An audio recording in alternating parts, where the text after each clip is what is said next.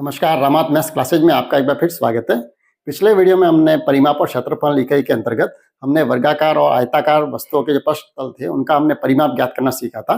तो जो साथी पहली बार इस चैनल के साथ जुड़े हैं या इस वीडियो को पहली बार देख रहे हैं, तो सबसे पहले तो मैं उनसे निवेदन करूंगा कि आप चैनल को एक बार सब्सक्राइब कर दीजिए। साथ ही जो बेल आइकन आप उसको भी प्रेस कर दीजिए ताकि जिस रेट से संबंधित जो कंटिन्यू जो वीडियो बन रहे हैं वो आपसे उनसे कहीं भी वंचित नहीं होंगे और उनका नोटिफिकेशन जो होगा वो आपको समय पर मिल जाएगा।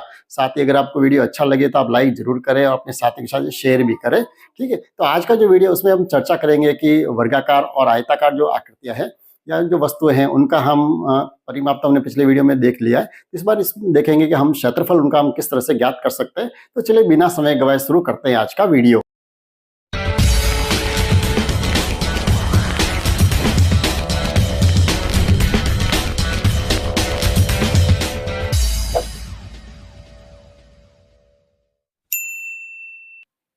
चलिए अगले एग्जाम्पल की तरफ बढ़ते हैं। अगला जो एग्जाम्पल है वो ये है कि एक आयत की लंबाई में 20% की वृद्धि तथा चौड़ाई में 30% की कमी कर दी जाती है तो उसके क्षेत्रफल में क्या प्रभाव पड़ेगा। यानी ऐसे जो प्रश्न ये हमारे कंपटीशन में आते हैं कि बिल्कुल सिंपल प्रश्न तो आएंगे नहीं, तो थोड़े अच्छे प्रश्न ही आएंगे। तो अपन अच्छे प्रश्नों को ही हल करने की यहाँ कोशिश कर रहे हैं।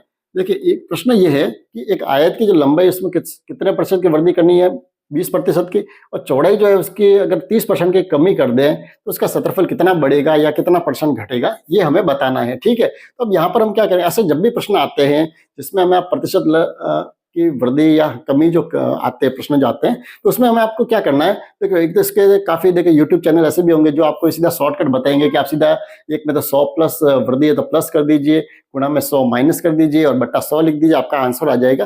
लेकिन ये तरीके जो है जो देखिए मैं हमेशा ऐसे ही कहता हूँ, आप हर वीडियो में बताता हूँ कि आप कहीं भी ऐसे शॉर्टकट की तरफ नहीं भागे, क्योंकि ये जो शॉर्टकट होती है कुछ प्रश्नों में ही हमारे लागू हो सकते हैं। अगर प्रश्न की भाषा थोड़ी सी भी अगर बदल दी जाए तो वो शॉर्टकट लागू नहीं होते। तो अगर हम प्रॉपर तरीके से ही आगे बढ़ेंगे तो चाहे प्रश्न कैसा भी घुमाए उसको अपन जल्दी से कर पाएंगे। अभी देखिए ये जो प्रश्न है इसको भी अपन क्या करेंगे, बिल्कुल सिंपल सा करें। जब भी प्रतिशत वाला प्रश्न है तो अपन क्या करें कि इस आयत में जो है सबसे पहले तो अपन लंबाई मान लेते हैं, लंबाई कितनी और चौड़ाई कितनी। ठीक है, तो अपन ये मान लेते हैं जब प्रतिशत वाला सवाल है तो अपन 100 मान के ही प्रश्न को करें तो जल्दी समझ में आ जाएगा। तो हम ये मान लेते हैं कि एक आयताकार जो है उसकी लंबाई तो हम मान लेते हैं 100 इकाई। ठीक है, सेंटीमीटर वगैरह लिखने की कुछ भी जरूरत नहीं है। और चौड़ाई कितनी, अब देखिए चौड़ाई भी हम इसको दुगुना तिगुना वगैरह कुछ भी नहीं लिखा हुआ है, तो अपन ये भी मान लेते हैं चौड़ाई भी जो है वो भी मान लेते हैं हम 100 इकाई। क्योंकि देखिए जो वृद्धि या कमी जो करें वो किस प्रतिशत में करें तो अपन 100 मान के ही करें। अब देखिए आपके दिमाग में एक प्रश्न आ सकता है कि हमने यहाँ पर लंबाई और चौड़ाई दोनों बराबर लिखी है, तो ये तो जब लंबाई चौड़ाई बराबर हो जाएगी तो आयत की जगह क्या बन जाएगा, वर्ग बन जाएगा। तो हो सकता है वर्ग भी ये हो सकता है, लेकिन आपको इतनी गहराई में नहीं जाना है कि भाई दोनों लंबाई बराबर होगी तो वर्ग बनेगा। तो वैसे वर्ग भी क्या है, एक आयती आकृति है, तो कोई ज्यादा फर्क नहीं है। तो हमको कहीं भी ये ज्यादा नहीं सोचना है कि दोनों हम इसको बराबर क्यों मान रहे हैं। ठीक है, क्योंकि जब प्रतिशत 100 में कर रहे हैं तो दोनों को ही अपन 100 में मान के कर सकते हैं। ठीक है, अब अगर लंबाई भी 100 इकाई हो जाए और चौड़ाई भी कितनी है 100 इकाई हो जाए तो पहले तो अपन ये देखेंगे इसका क्षेत्रफल कितना होगा। तो क्षेत्रफल क्या होता है, लंबाई गुणा चौड़ाई, यानी 100 और चौड़ाई भी कितनी है 100, तो दोनों को गुणा करें तो हमारा आंसर आ गया 10,000 इकाई। ठीक है, ये तो इसका क्षेत्रफल कब आया, जब इसकी लंबाई चौड़ाई 100 है। अब प्रश्न आगे जो बढ़ रहे हैं अपन, अब ये कह रहा है कि लंबाई में तो 20% की वृद्धि कर दीजिए, तो अब नई जो लंबाई होगी वो कितनी होगी। अब देखिए 20% का मतलब ये हुआ कि 100 जब मान के करेंगे तो 20% का मतलब कितनी होगी, 20 इकाई की वृद्धि हो जाएगी। यानी लंबाई जो हो जाएगी वो अब इसमें से 20 और बढ़ जाएगी, यानी लंबाई होगी वो तो कितनी हो जाएगी 120 इकाई हो जाएगी। और चौड़ाई कितनी होगी, चौड़ाई जो है वो ये लिखा है कि चौड़ाई में 30% की कमी हो रही है। यानी अब पहले जो 100 इकाई थी तो अब इसमें से 30 कम कर देते हैं, अब जो चौड़ाई हो जाए वो कितनी हो जाएगी 70 इकाई। ठीक है, तो इसीलिए मैंने दोनों को 100 मान के किया है ताकि हमारे जो प्रश्न है वो हमको जल्दी समझ में भी आए और आसानी से अपन उसको बदल भी सकते हैं। नहीं तो क्या होगा, यहाँ अगर मैं x या x मान के करूँ तो फिर उनको प्रतिशत निकालने में अपन को बहुत तकलीफ आएगी। फिर आपको जैसे x का अगर मुझे 20% में निकालना हो तो भी समस्या आएगी, फिर अपन को उसमें प्लस करना हो तब भी समस्या आएगी। तो ऐसे प्रश्न जो वो अपन 100 मान के करेंगे तो हमारे प्रश्न जल्दी भी होंगे और हमको समझ में भी अच्छे से आएंगे। ठीक है, तो अब जो नई जो लंबाई होगी वो तो कितनी होगी 120 इकाई हो गई और चौड़ाई जो होगी वो कितनी होगी 70 इकाई। तो अब नया जो क्षेत्रफल है, यानी अब क्षेत्रफल कितना होगा, बढ़ेगा या घटेगा तो हमें मालूम पड़ जाएगा। यानी लंबाई तो है 120 और चौड़ाई कितनी है 70, इनका गुणा कर दीजिए, 12 7 कितने हो गए 84 और 2 जीरो के 2 जीरो। तो नया जो क्षेत्रफल है वो कितना आ गया, अब 8400 इकाई हो गया। ठीक है, यानी सीधा दिख रहा है हमें जो क्षेत्रफल जो है वो, देखिए पहले तो कितना था, 10,000 था, और अब हो रहा है 8400, यानी क्षेत्रफल में क्या हो रही है, कमी हो रही है। कितनी कमी हुई, तो आप माइनस करके अपन देख लेते हैं। 10,000 में से 8400 को माइनस कर दीजिए। देखिए 2 जीरो के 2 जीरो हो गए। अब यहाँ कितने हो गए, जीरो, 10 में से 4 गए, 6 बच गए। यहाँ हो गए 9, 9 में से 8 गया 1, यानी 1600 इकाई की कमी हो गई। ठीक है, अब देखिए ये वाला आंसर जो है ये आपको ऑप्शन में कहीं नहीं दिखेगा। ठीक है, क्योंकि ऐसे जो प्रश्न आते हैं उसमें क्षेत्रफल का क्या प्रभाव पड़ रहा है, यानी जो प्रश्न जो प्रतिशत में है, तो हमें जो कमी या वृद्धि जो है वो भी हमको किसमें बतानी पड़ेगी, प्रतिशत में बतानी पड़ेगी। यानी हमें जो है वो कमी प्रतिशत निकालनी पड़ेगी। तो कमी तो कितनी हो रही है, 1600 इकाई, वर्ग इकाई की। जब क्षेत्रफल जो है इकाई नहीं लिख के इसको अपन क्या लिखेंगे, वर्ग इकाई। ठीक है, क्षेत्रफल हमेशा जो होगा किसमें होता है, वर्ग इकाई में होता है। तो ये जो कमी जो हो रही है कितनी हो रही है, 1600 वर्ग इकाई की कमी हो रही है। ठीक है, तो ये कमी किस पे हो रही है, पहले कितनी थी, तो पहले जो क्षेत्रफल था वो था 10,000।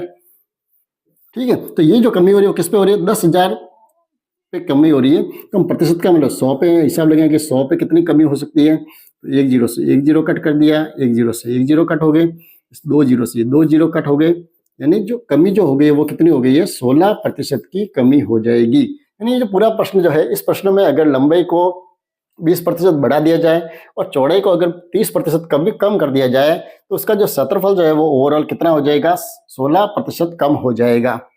चलिए अगला एग्जाम्पल की तरफ बढ़ते हैं। अगला जो एग्जाम्पल है वो ये है कि एक वर्ग की भुजा में 20% की वृद्धि कर दी जाए तो उसके नए क्षेत्रफल और पुराने क्षेत्रफल में अनुपात बताइए। ठीक है, इससे पहला जो प्रश्न देखा था उसमें अपन ने ये देखा था कि भाई हमें केवल ये पूछा था कि भाई क्षेत्रफल कितने % बढ़ रहा है या कितने % घट रहा है। ऐसा प्रश्न भी आ सकता है, और हो सकता है कि ऐसा प्रश्न भी आ जाए कि जिसमें हमें दोनों क्षेत्रफलों का अनुपात पूछ ले, या हो सकता है ऐसा प्रश्न भी आ जाए जिसमें आपको क्षेत्रफल और उसके परिमाप में अंतर भी पूछ सकते हैं। तो आपको जैसे भी प्रश्न आए, कहीं भी आपको शॉर्टकट भागने की जरूरत नहीं है।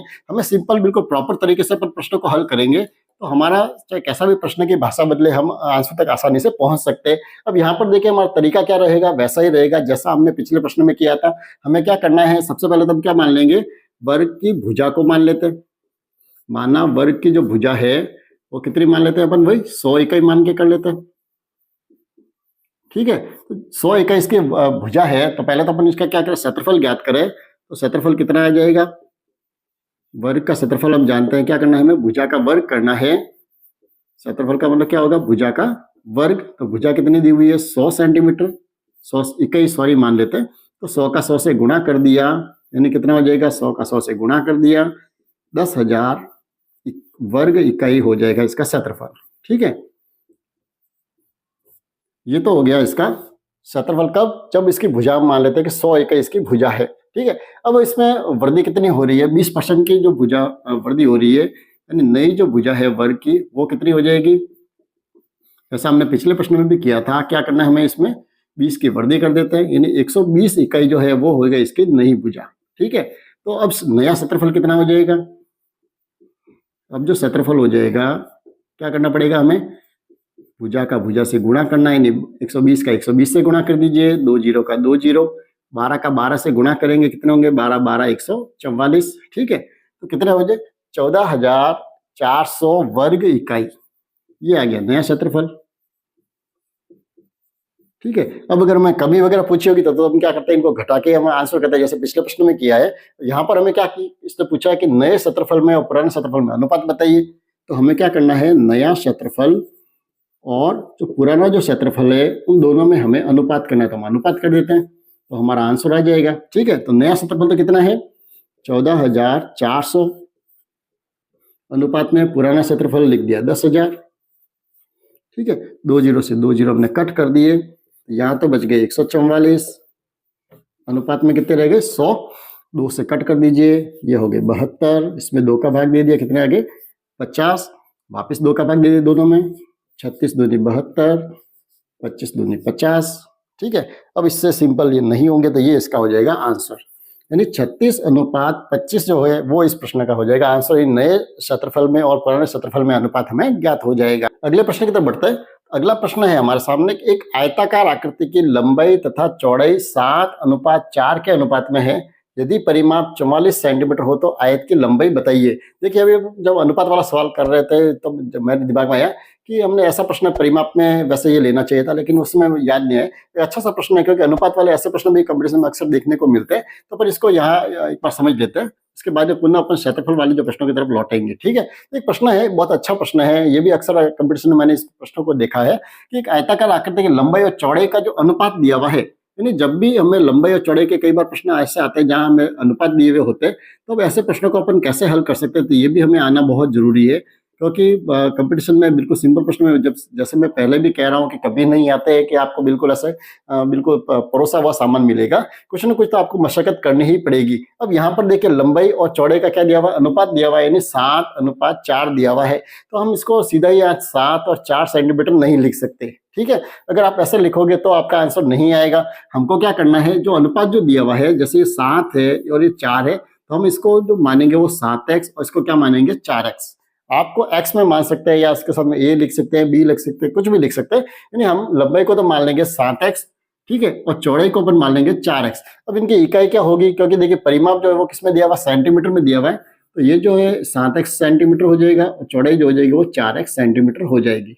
ठीक है, अब हमें क्या ज्ञात करना है, देखिए यहाँ दिया हुआ क्या है, परिमाप दिया हुआ है, तो हम आयत के परिमाप का फॉर्मूला लगा देते हैं। तो आयत का जो परिमाप है वो हमने पिछले वीडियो में बहुत ज्ञात किए हैं ऐसे। तो जो साथी पहली बार जुड़े हैं चैनल से या पहली बार वीडियो को देख रहे हैं, तो आपसे पुनः मैं रिक्वेस्ट कर दूं कि आप पिछले वीडियो को एक बार जरूर देखें, ताकि आपको ये जो परिमाप कैसे ज्ञात करने ये आपको अच्छे से समझ में आ जाएगा। ठीक है, तो आयत का परिमाप ज्ञात करने का फॉर्मूला क्या है, 2 गुणा लंबाई प्लस चौड़ाई। ठीक है, इस फॉर्मूले से अपन जल्दी ज्ञात कर सकते हैं। अब देखिए क्या दिया हुआ है, यहाँ पर परिमाप दिया हुआ है, तो परिमाप की जगह पर परिमाप लिख देते हैं। कितना है 44, फिर 2 गुणा लंबाई कितनी है 7x और चौड़ाई कितनी है 4x। ठीक है, अब इसको अपन थोड़ा सॉल्व कर देते हैं। 44 बराबर 2 गुणा ये कितने हो गए 7x और 4x जोड़ दिए, कितने हो गए 11x। ठीक है, 44 बराबर 2 का गुणा कर दीजिए, 11 दूनी 22x। तो x की जो वैल्यू आ जाएगी, क्या करेंगे 22 का पक्षांतर कर दीजिए। 44 यहाँ गुणा में है तो यहाँ भाग में आ जाएंगे, 22 एकम 22, 22 दूनी 44, यानी x की जो वैल्यू आ गई वो कितनी आ गई है 2। यानी अब x अपन ने क्या माना है, यहाँ पर हमने देखिए x हमने कोई सीधा माना तो नहीं है कि यहाँ लंबाई x हो जाए या चौड़ाई जो है वो x का मान आ जाए। तो यहाँ पर हमें केवल x की वैल्यू मिली है कि x बराबर कितना आया 2। अब प्रश्न में हमें क्या पूछा है, आयत की लंबाई पूछी है, तो लंबाई कितनी होगी, उसके लिए हमें थोड़ा सा काम और करना पड़ेगा। देखिए हमने लंबाई को जो माना था वो क्या माना था 7x। ठीक है, यानी हमें 7 और x की वैल्यू कितनी आई है 2, यानी हम जब 7 और 2 का गुणा करेंगे 7 दूनी कितने हो गए 14, ये आ जाएगी इसकी लंबाई। तो अनुपात वाले जब प्रश्न जब आए तब आपको हमेशा ही ऐसा ही करना पड़ेगा, लंबाई को और चौड़ाई जो भी दी है तो उसको आप पहले x में मान लीजिए, वहां से हम x की वैल्यू निकालेंगे और फिर हमें अगर लंबाई पूछी है तो हम लंबाई ज्ञात कर लेंगे, अगर हमें चौड़ाई पूछी है तो हम x का यहाँ मान लिख के चौड़ाई का मान ज्ञात कर सकते हैं। और ऐसे प्रश्न में अगर हमें कई बार ऐसा प्रश्न भी आता है कि हमें परिमाप देके फिर आगे हमें क्या पूछा जाता है यहाँ क्षेत्रफल ज्ञात कीजिए, ये भी हो सकता है। तो हमें लंबाई और चौड़ाई दोनों ज्ञात करनी पड़ेगी और फिर हम उसका क्या ज्ञात करेंगे, क्षेत्रफल ज्ञात कर सकते हैं। चलिए आगे बढ़ते हैं और क्षेत्रफल से संबंधित कुछ अच्छे जो प्रश्न आते हैं वो इस तरह के प्रश्न भी आते हैं कि जहां पर हमें देखिए लंबाई या चौड़ाई के समांतर कुछ रास्ते दिए हुए होते हैं, उनका हमें क्षेत्रफल ज्ञात करना आता है। तो ऐसे प्रश्न में अक्सर कंपटीशन में देखने को मिलते हैं। वैसा ही एक प्रश्न यहाँ बोर्ड पर है। देखिए एक प्रश्न है हमारे सामने, एक आयताकार मैदान की लंबाई 40 मीटर और चौड़ाई 25 मीटर दी हुई है। ठीक है, अब यहाँ पर इसके लंबाई के समानांतर बीचों बीच 5 मीटर चौड़ा रास्ता है। तो देखिए यहाँ पर प्रश्न की भाषा जो ऐसी है इसको आपको पहले तो समझना जरूरी होता है कि ये किस तरह की आकृति है या इसमें हमें कौन से रास्ता जो है जिसका क्षेत्रफल हमें ज्ञात करना है। ठीक है, जब ये चीज हमें समझ जाएंगे तो ये प्रश्न करना हमारे लिए बहुत आसान हो जाएगा। तो ये आयताकार मैदान जो है इसकी लंबाई तो कितनी दी हुई है 40 मीटर, तो ये तो हो गई 40 मीटर और चौड़ाई कितनी है इसकी 25 मीटर। ठीक है, ये तो हो गया एक आयताकार मैदान। ठीक, अब इसमें लंबाई के समानांतर रास्ता है। अब देखिए ये समानांतर का मतलब क्या होता है, ये जो लंबाई है जैसे ये इसकी लंबाई है तो इस लंबाई के समानांतर इसके समांतर इस तरह का एक रास्ता बना हुआ है। अब रास्ता कहाँ बना हुआ है, बीचों बीच बना हुआ है, यानी ये जो रास्ता है वो बिल्कुल यहाँ पर ऐसे बना हुआ है, लंबाई के बिल्कुल समानांतर जब भी लिखा हुआ है यानी ये लंबाई के समानांतर बीच में एक रास्ता, इस तरह का जो रास्ता है हमें इस रास्ते का क्षेत्रफल ज्ञात करना है। ठीक है, ये रास्ता जो है वो कितना चौड़ा है 5 मीटर, यानी इसकी चौड़ाई जो है वो दी हुई है 5 मीटर। ठीक है। तो अब हमें करना क्या है, इसमें केवल हमें रास्ते का ही क्षेत्रफल पूछा है, यानी जो पूरा जो आयताकार जो मैदान है इस पूरे का क्षेत्रफल हमको यहाँ निकालने की आवश्यकता नहीं है, केवल हमें किसका निकालना है, इस रास्ते का क्षेत्रफल देखना है। तो ये भी एक आकृति कैसी दिख रही है हमको, एक आयताकार आकृति दिख रही है। इसकी चौड़ाई तो कितनी है 5, और इसकी लंबाई कितनी होगी, रास्ता कितना लंबा है, जितनी ये मैदान लंबा है तो मैदान कितना 40 मीटर लंबा है, तो ये भी रास्ता हो जाएगा कितना 40 मीटर लंबा। यानी सिंपल सा इस रास्ते का सिर्फ क्षेत्रफल हमें ज्ञात करना है। तो हम क्या करेंगे, बहुत ही सिंपल सा काम करना है हमें। जो रास्ते का क्षेत्रफल है वो हमें कैसा आ जाएगा, आकृति कैसे, वही लंबाई चौड़ाई है दोनों तरफ, आयताकार आकृति है, तो हमें फॉर्मूला कौन सा लगाना है, लंबाई गुना चौड़ाई लगानी। अब लंबाई कितनी है इसकी 40 मीटर, और चौड़ाई कितनी है रास्ते की 5 मीटर। तो बहुत ही सिंपल सा है, देखिए 40 को 5 से गुणा कर दीजिए, कितने आगे 200 वर्ग मीटर, ये आ जाएगा आंसर। यानी बहुत ही छोटा सा प्रश्न है। अब चलिए, अब अगर यहाँ पर अगर लंबाई की जगह अगर चौड़ाई के समानांतर अगर रास्ता लिखा हुआ आता तो हम रास्ता कैसे बनाते, चौड़ाई के समानांतर इससे खड़ा रास्ता बन जाता। यानी यही जो आकृति है, जैसे ये 40 मीटर है और ये कितना है 25 मीटर है, और ये रास्ता अगर चौड़ाई के समानांतर होता तो अपन ऐसे बनाते हैं, ठीक है। और अगर इसका हमें क्षेत्रफल ज्ञात करना होता तो हम क्या करते हैं, देखिए इसकी चौड़ाई तो कितनी होती 5 मीटर होती, और लंबाई कितनी होती है इस रास्ते की, जितने इस मैदान की चौड़ाई कितनी 25 है, तो ये 25 हो जाती। और तब इस रास्ते का क्षेत्रफल ज्ञात करना होता तो हम क्या करते हैं, लंबाई गुना चौड़ाई, यानी 25 का 5 से गुणा कर देते, कितना हो जाता 25 पंजे 125 वर्ग मीटर आ जाता है इसका क्षेत्रफल। अगले एग्जाम्पल की तो बढ़ते, अगला जो एग्जाम्पल है वो ये है कि एक आयताकार मैदान है जिसकी लंबाई 90 मीटर और चौड़ाई 50 मीटर है। इसके लंबाई व चौड़ाई के समानांतर बीचों बीच 4 मीटर चौड़ा जो रास्ता है इसका क्षेत्रफल ज्ञात करना है। यानी अभी हमने जो देखा वो तो ये देखा था कि अगर लंबाई के समांतर रास्ता हो तो उसका क्षेत्रफल हम कैसे ज्ञात करेंगे, और चौड़ाई के समांतर रास्ता हो तो उसका क्षेत्रफल कैसे ज्ञात करेंगे, ठीक है। अब यहाँ पर हमारे पास लंबाई और चौड़ाई दोनों के समांतर रास्ता है, यानी लंबाई तो कितनी है इस मैदान की 90 मीटर, और चौड़ाई जो है वो दी हुई है 50 मीटर, ठीक है। अब इसमें रास्ता जो है वो देखिए लंबाई के समानांतर भी एक रास्ता है बीचों बीच, और चौड़ाई के समानांतर भी रास्ता है, ठीक है। पहले ये तो एक रास्ता हो गया ये वाला जो लंबाई के समानांतर है, और एक जो रास्ता है वो दिया हुआ है चौड़ाई के समानांतर, ठीक है। यानी 2 रास्ते हैं। अब दोनों रास्तों का हमको कुल मिलाकर कितना क्षेत्रफल है ये हमें ज्ञात करना है, ठीक है। तो बिल्कुल तरीका तो वही रहेगा जैसा हमने पिछले प्रश्न में किया था, कि हमें क्या करना पड़ेगा, दोनों ही क्षेत्रफल निकालने पड़ेगा। पहले तो लंबाई के समानांतर जो रास्ता है, पहला तो जो है लंबाई के समानांतर जो है उस रास्ते का क्षेत्रफल हम निकालेंगे कि वो कितना आएगा, तो उसका क्षेत्रफल तो कितना होगा, वही लंबाई गुणा चौड़ाई। अब देखिए लंबाई के समानांतर जो रास्ता है तो उसकी लंबाई कितनी हो जाएगी 90 मीटर हो जाएगी, और चौड़ाई कितनी होगी, चौड़ाई तो 4 मीटर दी हुई है, तो इसका क्षेत्रफल जो हो जाएगा वो कितना हो जाएगा 90 गुणा 4, कितना हो जाएगा 9 चौक 36, यानी 360 वर्ग मीटर। ये तो किसका क्षेत्रफल आ गया, जो लंबाई के समानांतर जो रास्ता है उसका क्षेत्रफल तो आ गया ये। अब दूसरा जो अपन निकालेंगे वो निकालेंगे हम चौड़ाई के समानांतर जो रास्ता है उसका क्षेत्रफल हम ज्ञात करेंगे, ठीक है।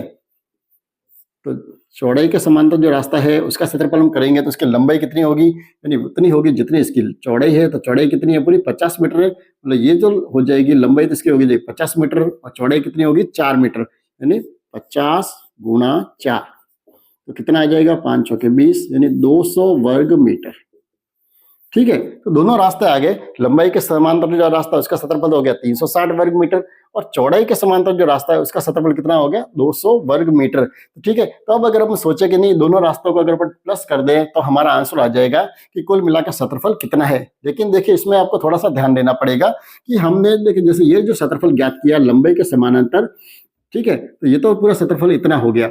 अब चौड़ाई के समांतर जो रास्ता हमने ज्ञात किया तो वो भी हमने पूरा नहीं, कहने का तात्पर्य ये बीच वाला जो भाग है इसको हमने 2 बार काउंट किया, क्योंकि एक बार जब हमने ये एरिया निकाला तब भी ये भाग काम में आया, जब हमने इसका क्षेत्रफल निकाला है तब भी ये भाग काम में आया। तो हमें क्या करना पड़ेगा, ये जो क्षेत्रफल आया है इसमें ये वाला भाग जो ये 2 बार काउंट हो गया है, तो हमें इस एक का क्षेत्रफल ज्ञात करके हमें इसमें से कम करना पड़ेगा, ठीक है। तो बीच वाला भाग है इसकी देखिए लंबाई कितनी होगी, तो जितना ये चौड़ाई है यानी चौड़ाई कितना 4 मीटर, ये तो हो गया 4 मीटर, और इधर वाला भाग कितना होगा ये भी 4 मीटर, यानी बीच वाला जो भाग है वो कैसा हो गया वर्गाकार। तो बीच वाला जो भाग है जो वर्गाकार जो मैदान का भाग है इसका हमें क्षेत्रफल निकालना पड़ेगा। तो वर्ग का क्षेत्रफल क्या होता है भुजा गुणा भुजा, तो भुजा कितनी है इसकी 4 गुणा 4, यानी 16 वर्ग मीटर जो है ये क्षेत्रफल हमें इसमें से कम करना पड़ेगा, ठीक है, तब जाके हमारा आंसर आएगा। यानी जो रास्ते का जो क्षेत्रफल होगा वो कितना होगा, यानी रास्ते का क्षेत्रफल जो है, लंबाई के समांतर क्षेत्रफल तो कुल मिलाकर कितना आया, 360 आया। चौड़ाई के समांतर जो क्षेत्रफल है वो कितना आया, 200 वर्ग मीटर आया। अब उसमें से हमें 16 मीटर कम वर्ग मीटर कम करने पड़ेंगे, ठीक है। तो ये तो कितने हो गए, 360 और 200 कितने हो गए, 560। इसमें से 16 हमें कम करने पड़ेंगे, यानी 544 वर्ग मीटर जो है वो हो जाएगा इस रास्ते का क्षेत्रफल, ठीक है। यानी बाकी वो बिल्कुल सामान्य सा प्रश्न है, केवल इतना ध्यान देना पड़ेगा कि जब दोनों के ही समांतर रास्ते हो तो बीच वाला जो भाग है उस रास्ते का आपको क्षेत्रफल थोड़ा कम करना पड़ेगा, क्योंकि ये 2 बार काउंट हो गया है, ठीक है। तो ऐसा करेंगे तो आपके ये आंसर कहीं भी गलत नहीं आएंगे और हमारा आंसर बिल्कुल सही आएगा। चलिए क्षेत्रफल से संबंधित अंतिम प्रश्न की तरफ बढ़ रहे हैं। एक प्रश्न इस तरह का भी प्रश्न आता है कि एक आयताकार पार्क की लंबाई जो है वो 120 मीटर है और चौड़ाई जो है वो 80 मीटर है। अब इसके अंदर चारों और 5 मीटर चौड़ा रास्ता है। अब देखिए, पहले तो हमने बात की थी कि जहां पर हमने लंबाई के समांतर रास्ता देखा था, दूसरा चौड़ाई के समांतर भी रास्ता हमने देखा, और तीसरा जो है अगर लंबाई और चौड़ाई दोनों के समांतर अगर रास्ता हो तो उसका क्षेत्रफल हम कैसे ज्ञात कर सकते हैं, ये तो हमने देखा है। अब ऐसे प्रश्न भी आ सकता है जहां अंदर रास्ता हो सकता है या उसके चारों तरफ बाहर रास्ता हो सकता है, तो ऐसे प्रश्न भी आ सकते हैं। तो यहाँ पर तो देखिए लंबाई कितनी दी हुई है, 120 मीटर और चौड़ाई दी हुई है 80 मीटर, ठीक है। अब यहाँ पर जो रास्ता है वो कहाँ पर है, इसके अंदर रास्ता है। इस तरह से चारों तरफ जो रास्ता बना हुआ है वो कहाँ बना हुआ है, अंदर की तरफ बना हुआ है, जिसकी चौड़ाई कितनी दी हुई है, 5 मीटर चौड़ा रास्ता है, ठीक है। यानी इसके कहीं से भी चौड़ाई देखिए, यहाँ पर भी 5 मीटर है, ये भी 5 मीटर है, यहाँ से भी 5 मीटर है, यहाँ से भी 5 मीटर का चौड़ा रास्ता है। अब हमें इस रास्ते का क्षेत्रफल ज्ञात करना है कि ये रास्ता कितना है। अब देखिए ऐसे जो प्रश्न आते हैं, अब इसमें देखिए दोनों कंडीशन हो सकती है, वो रास्ता अंदर भी हो सकता है और या ये हो सकता है कि ये जो मैदान है वो अंदर वाला है और इसके बाहर चारों तरफ रास्ता भी हो सकता है, ठीक है। तो दोनों ही प्रश्न है, उसमें ज्यादा दिक्कत नहीं आती है, दोनों का तरीका एक ही रहता है। तो पहले तो अपन अंदर वाले को समझ लेते हैं कि अब इसमें हमें इस रास्ते का क्षेत्रफल कैसे ज्ञात करना है। तो हम क्या करेंगे, हमें देखिए पहले तो ये जो मैदान जो है, इस पूरे मैदान का अपन क्षेत्रफल ज्ञात कर लेंगे, पूरे का क्षेत्रफल, और उसमें से ये अंदर वाला जो भाग है इसका क्षेत्रफल हम ज्ञात करके माइनस कर देंगे, ठीक है। तो पहले तो हमें क्या करना है, ये जो पूरा मैदान जो है कितना है, इस मैदान का मैं क्षेत्रफल ज्ञात करूं, जो पार्क जो है उस पार्क का क्षेत्रफल कितना होगा। तो सिंपल सा है, आयताकार है, यानी लंबाई गुणा चौड़ाई हमें करनी है, ठीक है। तो लंबाई तो कितनी है पार्क की, 120 मीटर, और चौड़ाई है इसकी 80 मीटर। तो दोनों का गुणा कर दिया, 2 जीरो के 2 जीरो, 12 का 8 से गुणा कर दे, कितना हो गया, 12 8 96, यानी 9600 वर्ग मीटर। ये तो आया इस पूरे मैदान का क्षेत्रफल, ठीक है। यानी यहां से लगाकर ये जो पूरा मैदान जो है ये वाला, इस पूरे का क्षेत्रफल तो आ गया ये वाला, ठीक है। अब हमें क्या करना है, इसमें से देखिए इस रास्ते का क्षेत्रफल हमें ज्ञात करना है, मतलब हमें ये बीच वाला जो भाग है ये वाला क्षेत्रफल हमको इसमें जरूरत नहीं है, यानी इस पूरे क्षेत्रफल में से इस बीच का जो क्षेत्रफल है ये वाला अपन इसमें से माइनस कर देंगे, ठीक है। तो पीछे जो बचेगा वो कौन सा भाग बचेगा, ये वाला भाग बचेगा। अब इसका क्षेत्रफल कैसे करेंगे, तो पहले तो हमें इसकी लंबाई चाहिएगी, ठीक है, और दूसरे क्या चाहिए, इसकी चौड़ाई भी चाहिएगी। अब इसकी लंबाई कितनी होगी, तो देखिए ये लंबाई तो है कितनी, 120 मीटर। तो अब अंदर वाला जो क्षेत्रफल है, देखिए यहाँ से लंबाई देखिए, यहाँ से पहले तो ये इतनी कम हो गई, कितनी 5 मीटर, तो यहाँ से कम हो गई और 5 मीटर इधर से कम हो गई, यानी अंदर वाली जो लंबाई है वो कितनी हो जाएगी, 120 में से 5 और 5 दोनों कम कर दीजिए, कितने 10 कम कर दिए, यानी 110 मीटर जो हो जाएगी वो तो हो जाएगी इसकी लंबाई हो जाएगी अंदर वाले भाग की।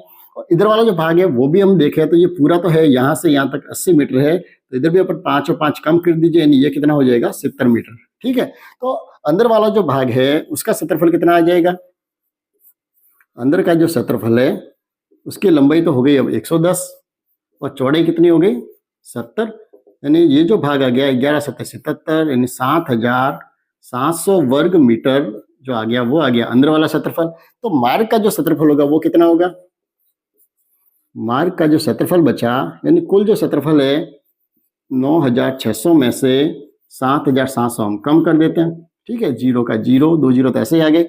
अब 6 में से 7 माइनस करें, यहाँ हो जाएंगे 16, 16 में से 7 गई 9, यहाँ हो गई 8, 8 में से 7 गया 1, यानी 1900 वर्ग मीटर जो है वो इस रास्ते का क्षेत्रफल आ गया, ठीक है। तो अगर हमें क्षेत्रफल केवल मार्ग का ही पूछते तब तो ये हमारा आंसर हो जाता, लेकिन यहाँ पर क्या पूछा है कि इस रास्ते पर 15 रुपए प्रति वर्ग मीटर की दर से रोड़ी बिछाने का खर्च बताइए। तो 1 मीटर का कितना दिया हुआ है, 15 रुपए दिया हुआ है, तो अपन इसका खर्चा ज्ञात कर लेते हैं। तो कितने वर्ग मीटर आया हमारा आंसर, 1900 वर्ग मीटर आया। इसको आप गुणा कर दीजिए कितने से, 15 रुपए के हिसाब से इसका खर्चा कर दीजिए। 0 का 0, 0 का 0, 15 का 9 से गुणा कर दिया, 15 9 में कितने होते, 135, हासिल कितने हो जाएंगे 13, 15 एकम 15, 15 और 13 जोड़ दिया मैंने 28। ठीक है, तो आप चाहे तो चाहे सामान्य गुणा भी अपन इसमें कर सकते हैं, तो भी अपना आंसर आ जाएगा। यानी कुल मिलाकर जो खर्चा आएगा वो कितना आएगा, 28,500 रुपए। तो आशा करूंगा आज के वीडियो मैंने बहुत ही सरल तरीके से क्षेत्रफल से संबंधित जितने भी प्रश्न थे कंपटीशन में आने लायक, हर तरह के प्रश्न को अपन ने बोर्ड पे लेने की कोशिश की है। तो हो सकता है इसके कारण वीडियो थोड़ा सा बड़ा भी बन गया होगा, लेकिन अक्सर मेरा टारगेट कभी नहीं होता कि हम बड़ा वीडियो बनाएं। लेकिन फिर भी देखिए, सारे प्रश्नों को एक साथ समझने बहुत आवश्यक होता है, क्योंकि सभी प्रश्न जो है वो एक साथ एक दूसरे से जुड़े हुए हैं। तो आप अपनी गाइड में भी ऐसे ही बहुत सारे प्रश्न होंगे क्षेत्रफल से संबंधित, जिसमें एक रास्ते वाले प्रश्न भी होंगे और जो सामान्य जो प्रश्न अपन ने किए वैसे प्रश्न भी है। तो आप सारे प्रश्नों को हल कीजिए, और मुझे नहीं लगता कि अब आपको क्षेत्रफल से संबंधित कोई भी प्रश्न करने में कहीं भी दिक्कत आएगी। फिर भी देखिए, अगर आपको कहीं भी दिक्कत आती है या आज अपन ने जो समझा उसमें आपको कहीं भी समस्या आई है, तो आप कमेंट्स में जरूर लिखिए, ताकि नेक्स्ट जो वीडियो बनाएंगे तो उसमें अपन सारी समस्याओं को पुनः एक बार रिवाइज कर लेंगे, उसको समझ लेंगे अच्छे से, और भी बेहतर तरीके से मैं समझाने की और कोशिश करूंगा। तो अगर आपको वीडियो अच्छा लगा हो तो आप लाइक जरूर करें, और अपने साथियों के साथ शेयर जरूर करें, ताकि उनको भी बेनिफिट मिलता रहे। और आज के वीडियो के साथ ही जो अपने जो आधारभूत जो जानकारी जो थी आपके रीट से संबंधित, सारे चैप्टर आज हमारे क्लोज हो रहे हैं। तो कल से अपन जो नए जो वीडियो बनेंगे उसमें अपन जितने भी आपके कंपटीशन में आने लायक जो एमसीक्यू जो प्रश्न है उनकी हम सीरीज शुरू करेंगे। तो आप कहीं भी चैनल से वंचित नहीं रहे, और कंटिन्यू आपको वीडियो बनने के लिए जरूर होगा कि अगर आपने चैनल के साथ पहली बार जुड़े तो आप चैनल को सब्सक्राइब जरूर करें, और साथ ही जो बेल आइकन है आप उसको भी प्रेस करें, ताकि जो भी कंटिन्यू वीडियो बनेंगे उससे आप कहीं भी वंचित नहीं होंगे, और उसका जब भी वीडियो अपलोड होगा तो नोटिफिकेशन आपको समय पर मिल जाएगा। तो जुड़े रहिए चैनल के साथ और जारी रखें अपना अभ्यास। तो मिलते हैं अगले वीडियो में। धन्यवाद।